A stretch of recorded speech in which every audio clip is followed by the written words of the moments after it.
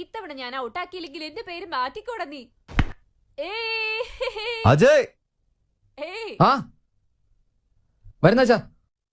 ഏടാ പിടിച്ച് ബാറ്റ് പിടിച്ച്.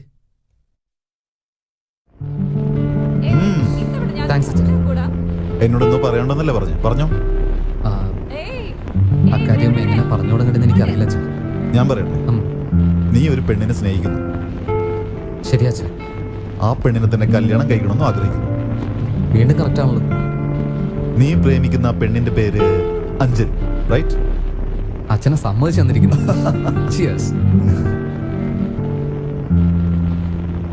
ഇത് നടക്കൂ? നടക്കും അച്ഛാ, ഉറപ്പായിട്ട് നടക്കും. അതിനു മുമ്പ് എന്റെ പ്രശ്നങ്ങൾ അഞ്ജലിയോടൊന്ന് തുറന്ന് പറയണ്ടേ. അജയ്, നീ ആത്മാർത്ഥമായിട്ടാണോ സ്നേഹിക്കുന്നത്? I love her very much അച്ഛാ.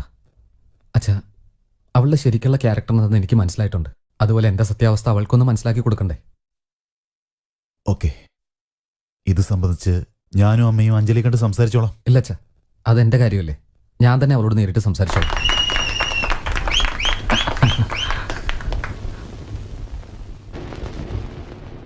വരുന്നു. അഞ്ജലിയില്ലേ?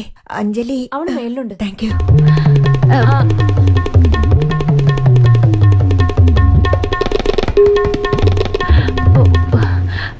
I am Mrs Chandrashekhar. Mrs Chandrashekhar? ഓ, doctor Mrs Chandrashekhar. Anjali, Anjali. Aunty, എന്താ ഇവിടെ? നിന്നോടൊന്ന് സംസാരിക്കണം. ഷുവർ ആന്റി, പറയ്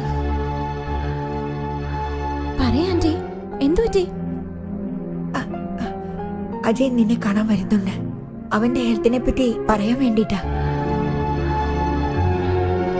എന്റെ പേടി നീ അജയോട് എന്ത് പറയുന്നാണ്. ഞാൻ ഓൾറെഡി പറഞ്ഞില്ലേ ആന്റി, ഞാൻ അജയെ ആത്മാർത്ഥമായി സ്നേഹിക്കാം. അവനെ കല്യാണം കഴിച്ചിട്ട് അവസാന കാലം വരെ ജീവിക്കണമെന്ന് ആഗ്രഹിക്കാം.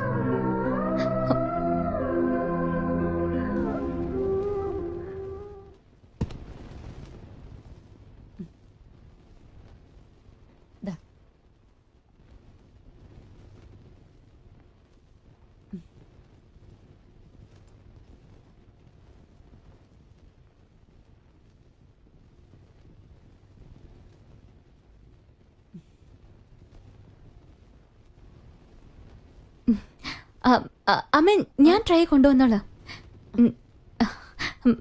വാ അമ്മേ.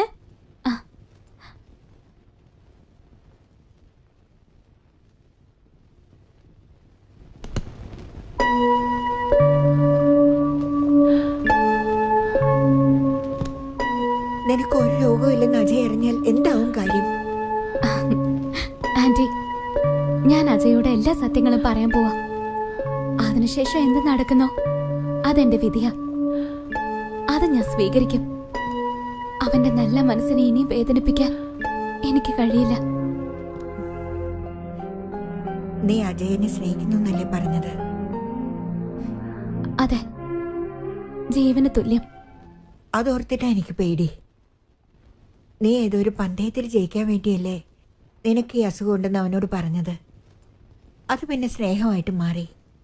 എന്നാൽ എൻ്റെ മോൻ്റെ ജീവിതത്തിൽ അവൻ്റെ ആദ്യ സ്നേഹവും ഇതാണ്, അവസാന സ്നേഹവും ഇതാണ്. ഇപ്പൊ പോയി എല്ലാ കാര്യങ്ങളും അവനോട് പറഞ്ഞാ എന്താ നടക്കുകയെന്നറിയാമോ? എനിക്കറിയാം ഇതിന് നിനക്ക് മറുപടി ഉണ്ടാവില്ല. ഇപ്പൊ നീ എന്താ ചെയ്യേണ്ടതെന്ന് വെച്ചാൽ, ഇപ്പൊ നീ പറഞ്ഞ നുണ ജീവിതകാലം മുഴുവൻ സത്യമായി തോന്നണം. ഇത് പറയാൻ നിന്റെ മനസാക്ഷി അനുവദിക്കുന്നില്ലെങ്കിൽ ആ മനസാക്ഷിയെ മൂടി വെക്കുന്നേ. എന്റെ മകൻ ഇനിയും കുറച്ചു നാൾ കൂടി ജീവനോടെ ഇരിക്കണമെന്ന് വിചാരിക്കുന്നെങ്കിൽ ഇപ്പൊ നീ പറയുന്ന നുണ തന്നെയായിരിക്കണം. ഓരോരോ നിമിഷവും ഓരോരോ ദിവസവും നിന്റെ ജീവിതമായിരിക്കേണ്ടത്.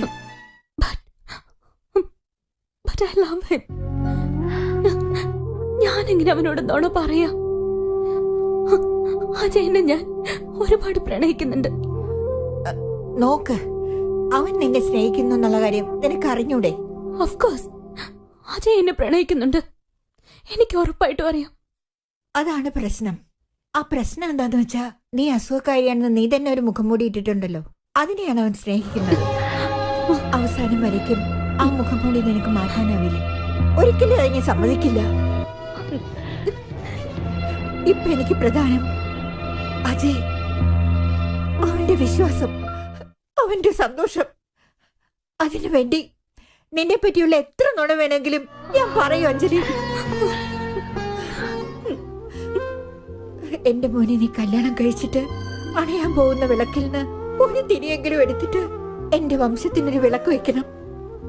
ഇപ്പൊ അജയന് മാത്രമല്ല, ഞങ്ങൾക്കും നീ പ്രിയപ്പെട്ടവളാണ്. നീ വേണം അഞ്ജലി. ഒരു പക്ഷേ എന്റെ ജീവിതത്തിൽ ഞാൻ അവസാനമായി പറഞ്ഞ സത്യം ഇതായിരിക്കും.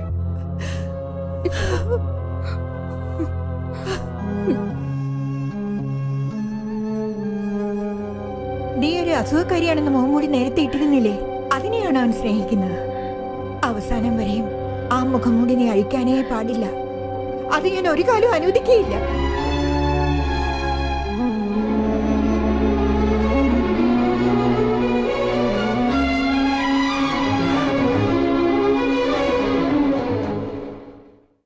ചെയ്യുന്നത് ശരിയോ തെറ്റോ എന്ന് എനിക്കറിയില്ല.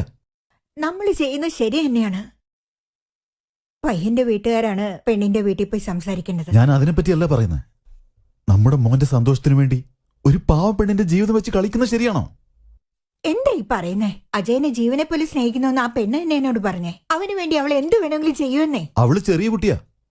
നമ്മൾ മുതിർന്നവരെ പോലെ പെരുമാറണ്ടേ?